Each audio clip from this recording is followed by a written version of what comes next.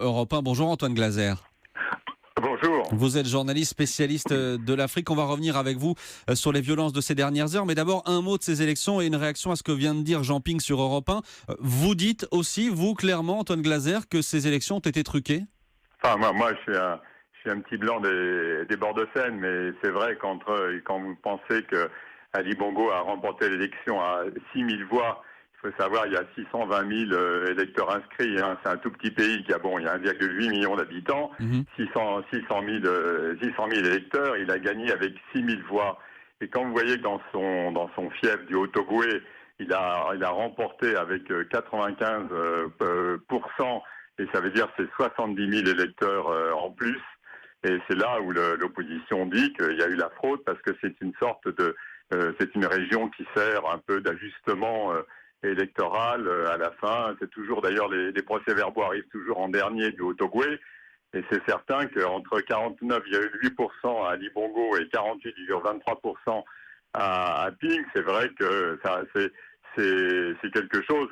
en fait, ce qui serait raisonnable, et Oui. c'est ce que demande l'ensemble de la communauté internationale, c'est de revoir bureau de vote par bureau de vote. C'est de revoir, mais est-ce que vous imaginez Ali Bongo plier et accepter ce que lui demande la communauté internationale? Non, absolument pas. Il s'est totalement bunkérisé. Il ne faut pas oublier que c'est un ancien ministre de la Défense. Il s'est préparé. Il n'a pas l'intention de quitter le pouvoir. Et d'une façon assez curieuse, on n'entend absolument pas d'ailleurs l'Union africaine. Il n'y a pas eu de proposition de médiation africaine. Il n'a pas de bonnes relations ni avec le Congo ni avec la Guinée équatoriale, qui sont ses voisins. Et on sent qu'il y a une vraie volonté de se maintenir au pouvoir. Ali Bongo, il a succédé à son père, Omar Bongo, qui est resté au pouvoir pendant 41 ans.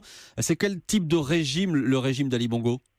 Alors c'est un peu plus compliqué. C'est lui il a succédé à son père, mais en même temps il n'a jamais été vraiment dans les réseaux français. Jean Ping était en fait beaucoup plus au cœur du pouvoir avec son ex-compagne Pascaline Bongo, qui est la fille de Bongo et la sœur d'Ali. Donc il y a une histoire de famille, il y a une histoire psychologique aussi qui fait que Ali a une sorte de rancune vis-à-vis de Jean Ping, qui était beaucoup plus au cœur du pouvoir du système Bongo. Et c'est vrai que Jean Ping est lui aussi un ancien baron du régime, un ancien cacique qui a bien profité du système Bongo qui était totalement verrouillé, surtout dans toute la période de la guerre froide. Mais il est porté maintenant par une société civile gabonaise, une volonté de changement dans ce pays, de changement de régime. Donc lui-même est issu du régime, comme on l'a vu dans d'autres pays comme le Burkina Faso ou le Sénégal, où ce sont des anciens barons qui sont soutenus par des sociétés civiles avec des jeunes. Il faut savoir que, au Gabon, il y a 40% de